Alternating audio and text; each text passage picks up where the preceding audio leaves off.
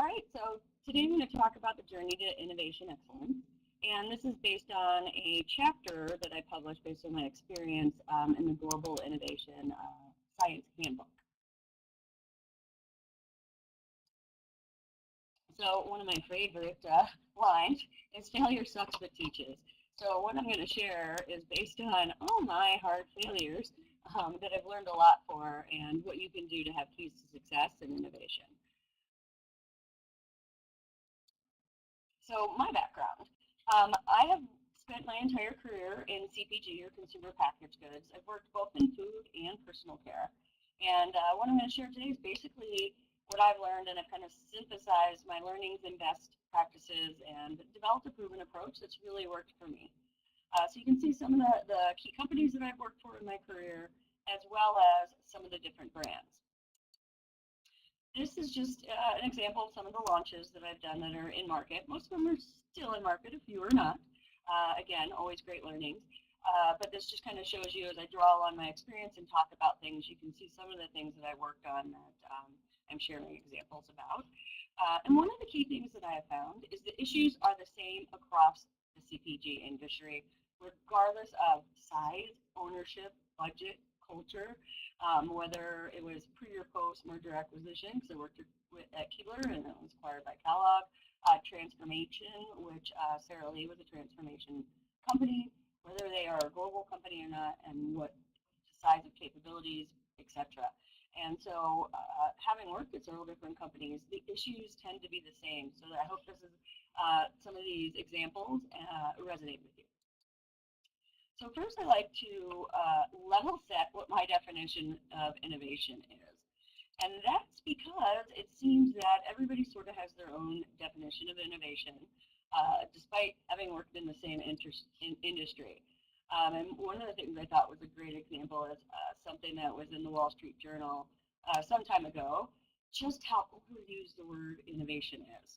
Like, so much to the point that it's lost meaning. Like, every company annual report's talking about it. Schools are offering, education and degrees in it. So that's why I think it's important to level set. So my definition is very simple, and in my opinion, is true innovation solves a problem or a need in a new or different way. And I believe if there is no differentiation, there's no innovation. So we'll talk some more about this. So these are the 4 keys to driving innovation success that I'm going to cover today. First, we're going to talk about defining the right goals. And those goals you need to have are both by type and by size of innovation. And true believer in what gets measured gets done. So first, speaking about type, there are 3 types of innovation, and all of them accomplish a similar goal. As you see from the bottom, going bottoms up, it gets more difficult for breakthrough innovation than it is for, say, a line extension. As I mentioned earlier, just about innovation not having a common definition, well, guess what? Neither do the types. So that's why you see all these lovely slashes in here of breakthrough / disruptive, new to the world. This is the one that everybody's like, ooh, I want that. But we'll talk about how hard that is to achieve. The more mainstream, I'd say, innovation is what I'll call substantial platforms or transformational, also called adjacencies. And then lastly, what you see as well a lot of, but line extension, renovating a brand, sustaining just to keep it refreshed, or core. So it's extremely important to understand the different types because your success measures will vary among them. So let's talk about the first one. And again, this is the one I find everybody's like, oh, I want breakthrough. And then when you try to get to a common definition, you think people get that, oh, wow, that's really hard, right? So this is all about creating entirely new consumption and transforming our obsolescing markets. And these are just 3 examples, but like the Swiffer of the world, iPod, DVRs, formerly TiVo, right? And even they were outpaced with DVRs and other communication companies. So these are not frequent, right? This is really hard to do, and it takes a lot of time and a lot of resources. It's also a lot more riskier. And I don't know about you, but I have not met many executives that have a lot of patience in general, including myself. But this takes a really long time and costs a lot of money, so that even makes it harder.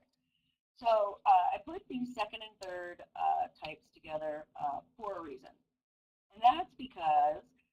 It's not important where the line is drawn. I find that there's been some spirited debate sometimes about, oh, is it a line extension or is it substantial? You know what? Who cares? It is all about what you agree that you want as a company, and both can get you growth. So starting with substantial platforms. Those I think about in terms of you going into a new adjacency or form. So like Bertolli. Bertolli started with pasta sauce, right? Uh, and they went into an adjacency from, call it shelf stable, into frozen meals. And it made sense, right? Because what is it? What do you use their sauce with? Is pasta. So they just took it a step further in convenience and completeness. Then there's reframing categories. This is just one of my favorites, and it's always awesome to see. DiGiorno did an outstanding job on this. And how do they reframe it? They didn't think about what sits next to them in the grocery store, the old traditional pizza. They reframed themselves to be as good as delivery pizza. And guess what? That enabled them to charge a higher price, right? You take that frame of reference, you raise the bar, and can charge a premium price. Same with slow churn, right? Just a way of reframing it. And I believe, it ends up being a little bit more air. So I got to imagine this reframing helped grow their bottom line as well. Fruit chiller, it's just a new usage. Arm& Hammer does a good job of this too on their product. We're talking about new usage occasions. Unique or new benefits, that's more in the line extension. So that's thing like, okay, I added fiber or an ingredient, as well as low sodium, right? That's a better for you flavor or benefit. This is one where people then, oh, is that a platform? Because they took it across many SKUs on their line. So this is one that's a good example that people will kind of argue both sides. But again, it's all about what you are going after as a company. Flavor, obviously, and then this 100-calorie packs I love. It's just a size.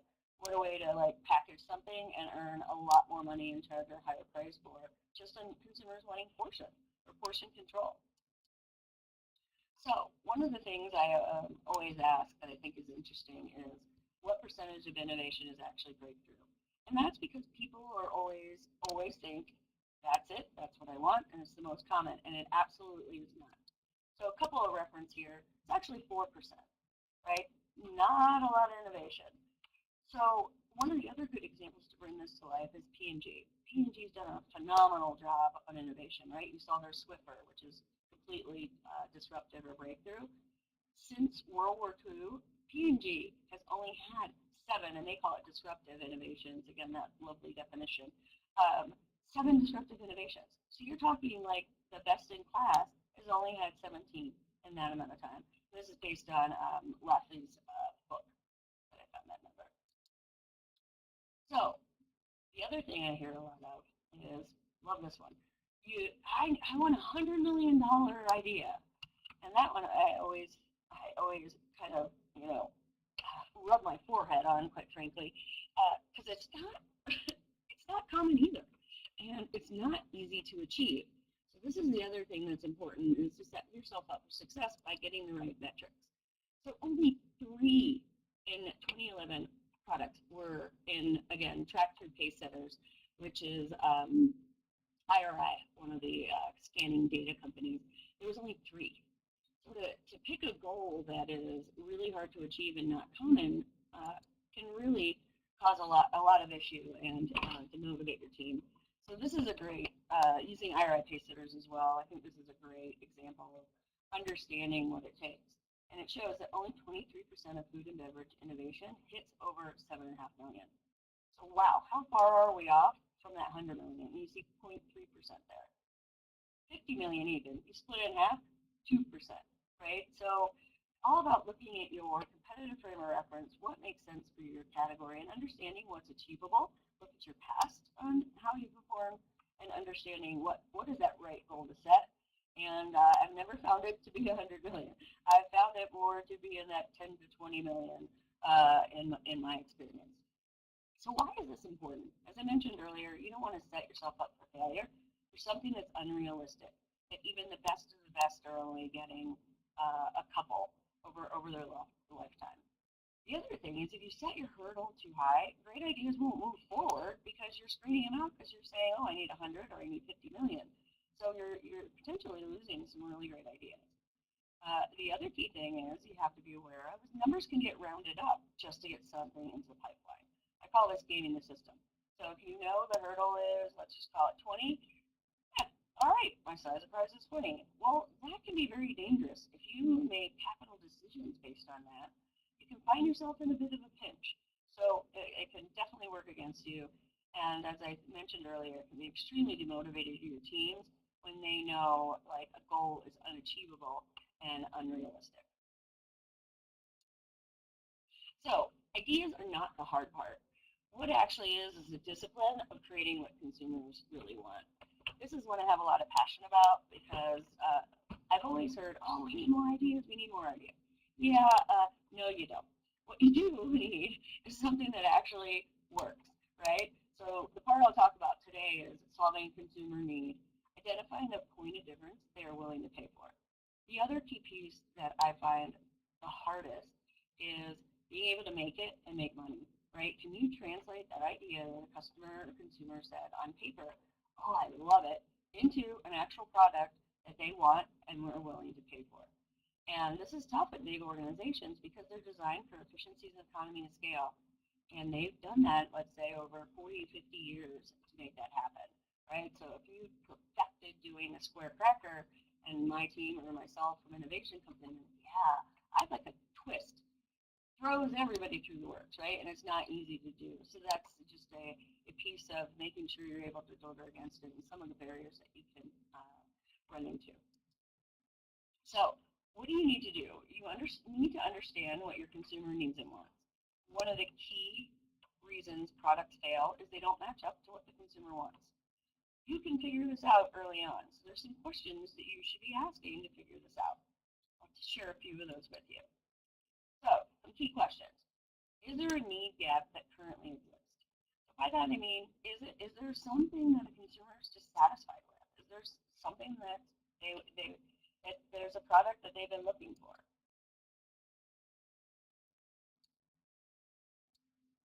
So example here, Thirsty Dog.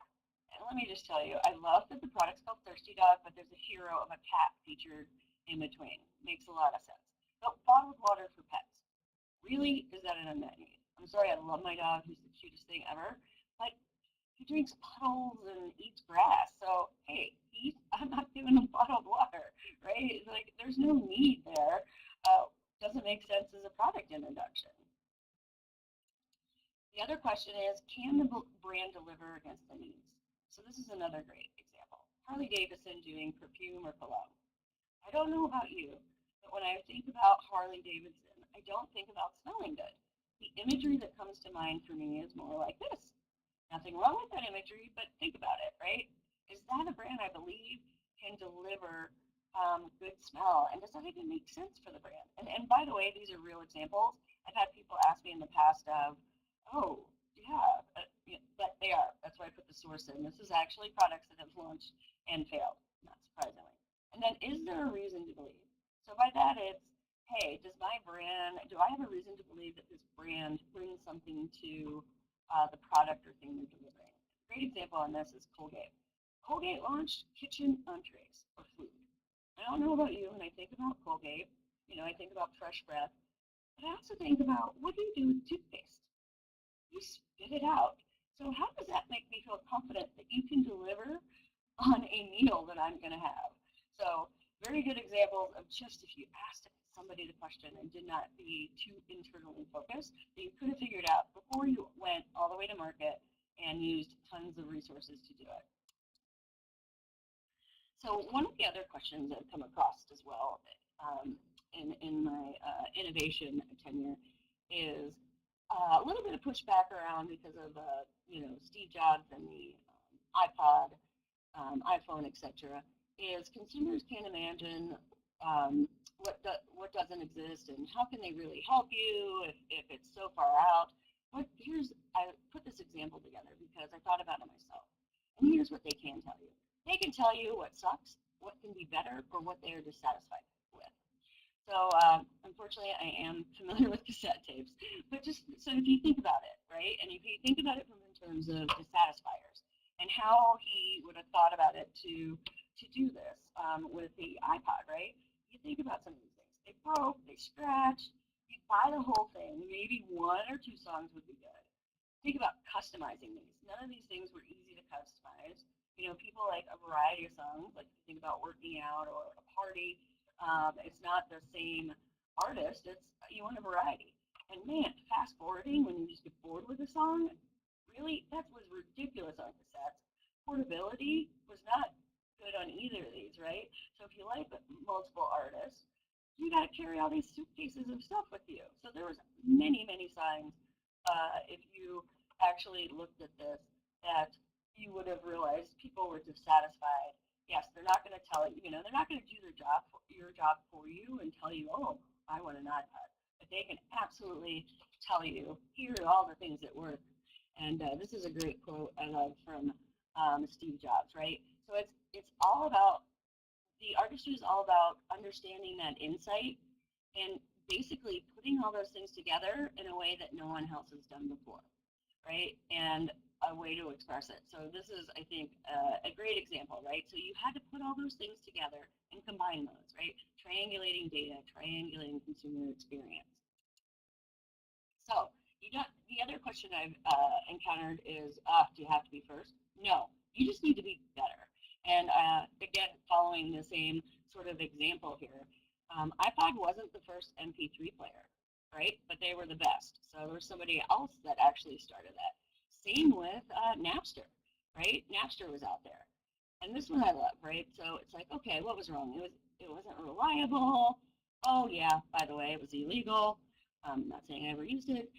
And what did iTunes do? They come along and they're like, for $1 or 99 cents when they entered the market, you can have a song, you can preview it, and you know it's reliable. And oh, bonus, you're not doing anything illegal. So what a great innovation and example to tout.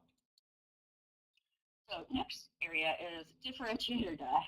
My husband makes fun of me and tells me I'm a little drastic or I embellish a bit, but quite frankly, this is the reality of how competitive the market is today.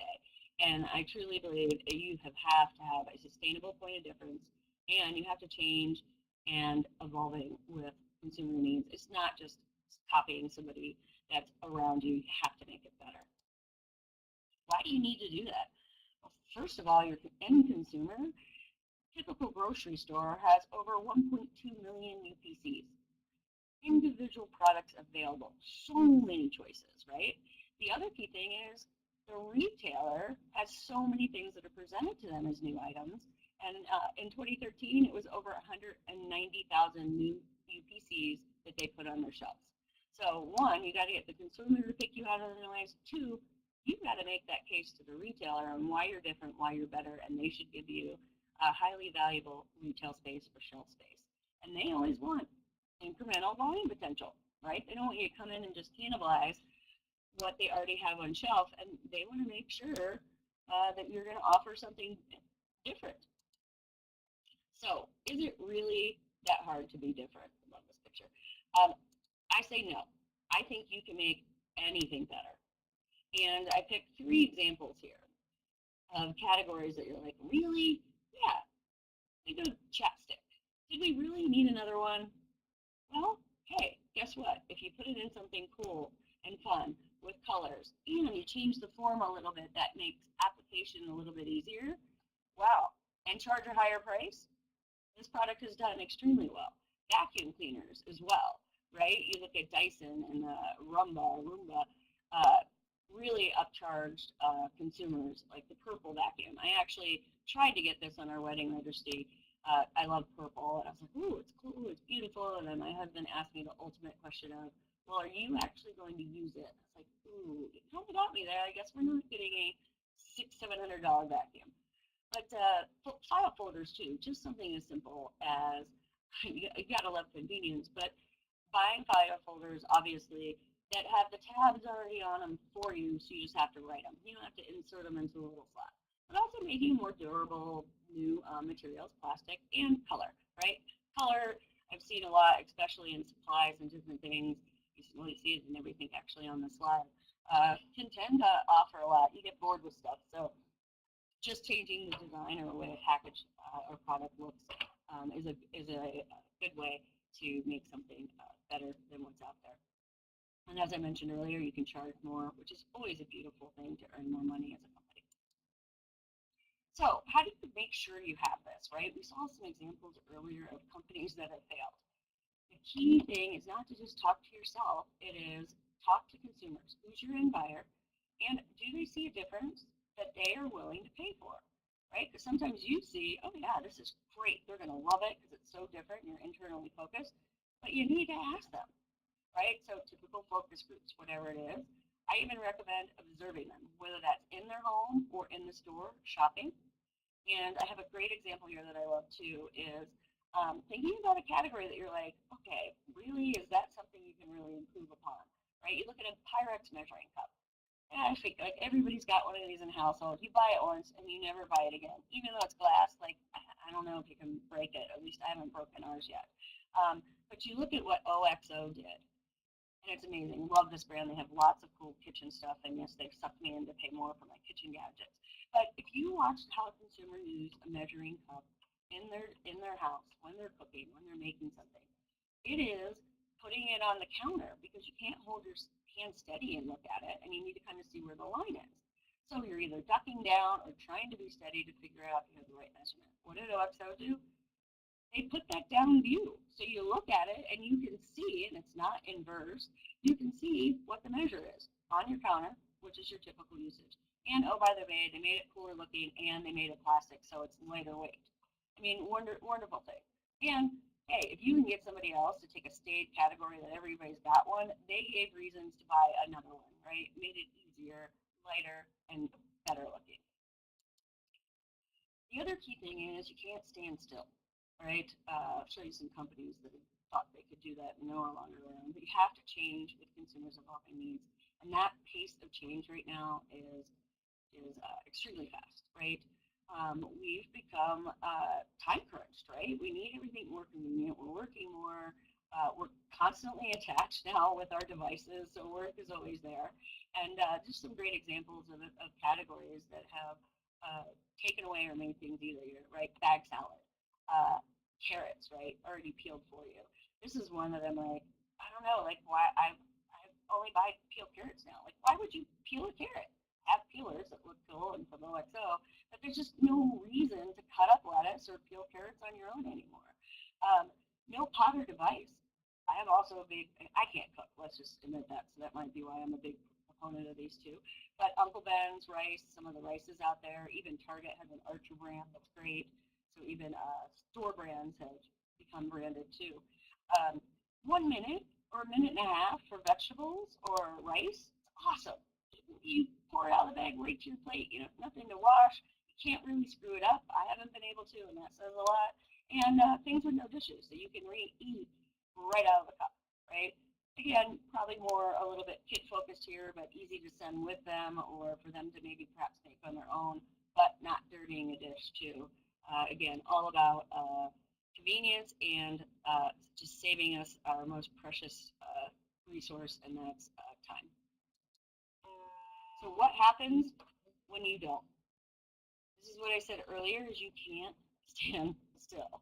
So look at all these companies that were just top of their category, top brands that aren't around anymore because they thought they could stand still, and they did not evolve with consumers' evolving needs. Lastly, one of the key things here is embracing failure and learn from it. This is a big one. Innovation's risky.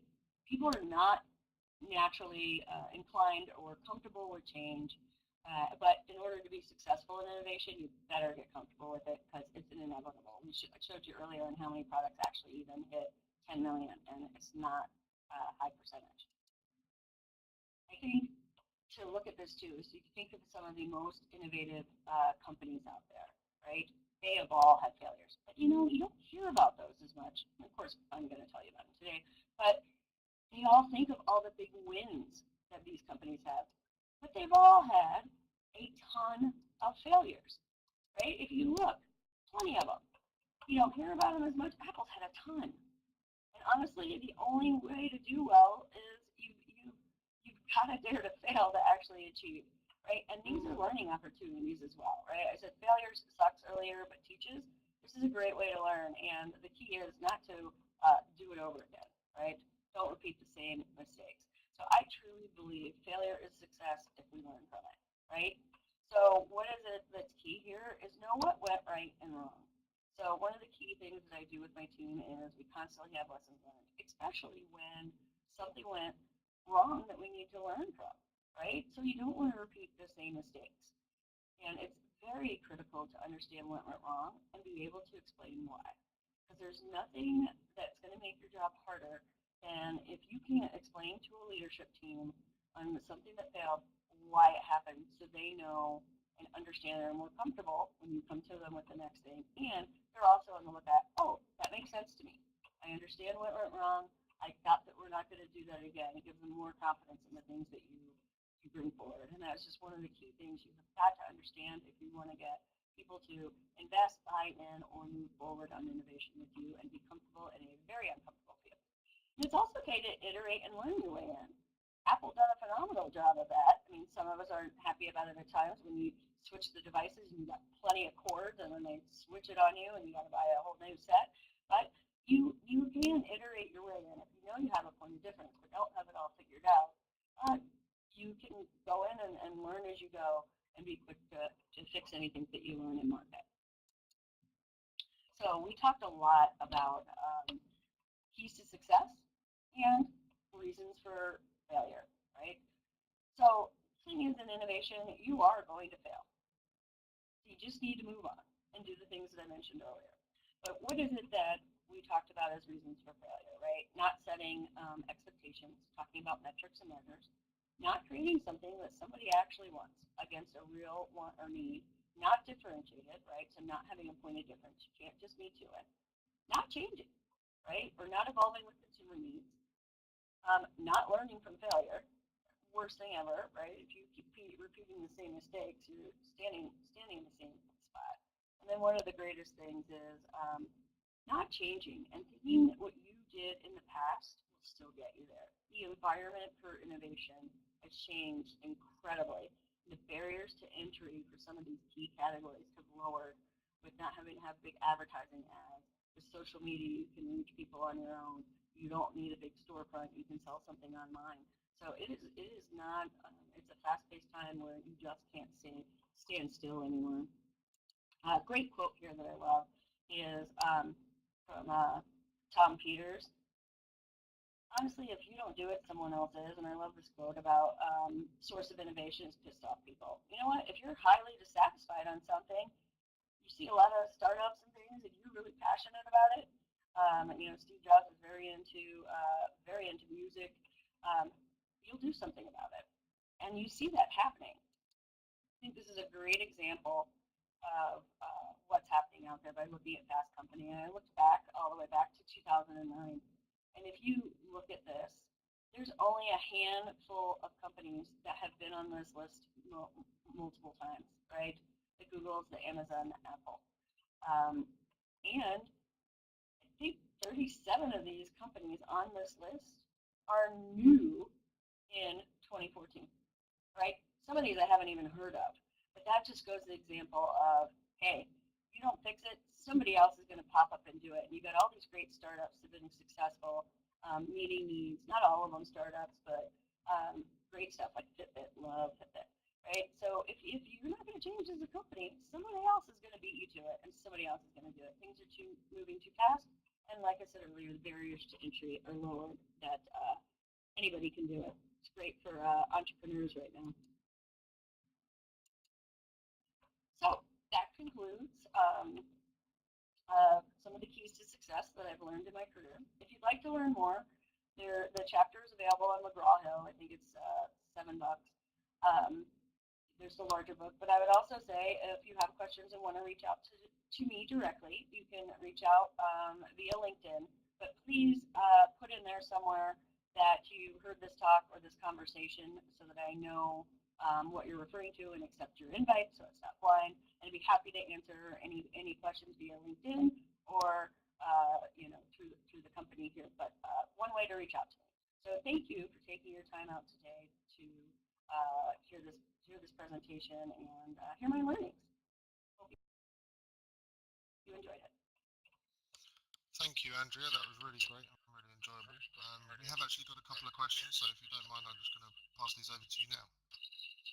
Sure, not a problem. Great. Well, the first one is, on the risk of failure, how do you recommend a company push forward ideas when there is no measurement for definite success? A company is looking at the cost to innovate and feel it's too high based on the risk of failure. So can you repeat that question? How do I look at? Sure. It's on the risk of failure, how do you recommend a company push forward ideas when there is no measurement for definitive success? A company always seems to be looking at the cost to innovate and generally feel it's too high based on the risk of failure. Yes. So a couple things. So one, pushing forward ideas. One of the things that I've learned is you have to bring everybody along with you. So, and if there isn't metrics, what I recommend is a business case. So we always start out up front with a business case, and it can be a business case around the category you're going into or around the idea. So there's ways to estimate size of prize, probability of success based on business judgment. There's ways to talk about, is it differentiated from a category, from a consumer standpoint, a way to understand what the capability needs are. So I highly recommend a business case and looking at it. So then you can talk about the cost benefit trade-off, potential to earn money, or top line or bottom line.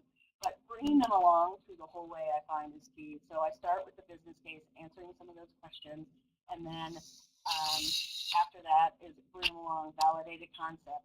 Then you test it with consumers and ask them if they really see that it's different.